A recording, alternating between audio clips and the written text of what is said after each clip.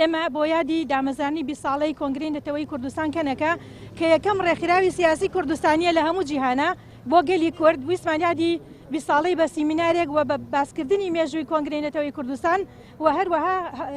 بار و دۆخی یەکێتی نەتەوەی ئەمڕۆ لە ئاستی نێودەوڵەتیاوە هەوڵە دیبلۆماسیەکانی کۆنگرەی نەتەوەی کوردستان لە سیمینارێکە باس بکەین بۆ خەڵکە بەڕێزە و پێشنیاری ئەوانیش کۆ بکەینەوە بۆ کۆنگرەی داهاتوومان کە لە مانگی دەی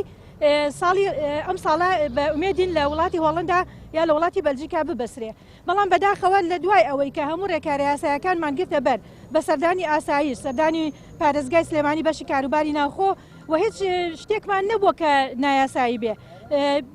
لە بەرەو ئێستا هاتوونەتە بەر دەرگاکە خەڵکێکی زۆر هاتووە لە سەعات دوونیەوە گوایە ئاسایش تەبلیغی کردوون وتوانە دەرگانەکەنەوە چالاکی ئەنجام نێرێ و لە هیچ شوێنێکی تری چالاکی ئەنجام نەدرێ ئێمە نەک گلەی خۆمان ئاراستەی کاربەدەستانی ئەمنی شارەکەین بەڵکو ئەمە هەڵوێستێکە و پێویستە کەنەکە بە فەرمی قسە لەگەڵ ئەو لایەنە بکە کە ئەمڕۆ ئەو جەماوەرە بەڕێزەی گەڕاندەوە زۆر زۆر بەداخەوە لە کاتێکا کە ئەمڕۆ لە شاری هەولێر بۆ هەمان مەبەست چالاکی هەمان شێوە ئەکرێ دووبارە داوای لێبوردنەکەین ئمێدەوارین لە هەلو دەرفێتێکی تردا ئەو کاربەدەستانی ئەو کەس و لایەنانە ئێمە پێمان وایە کە ئەمە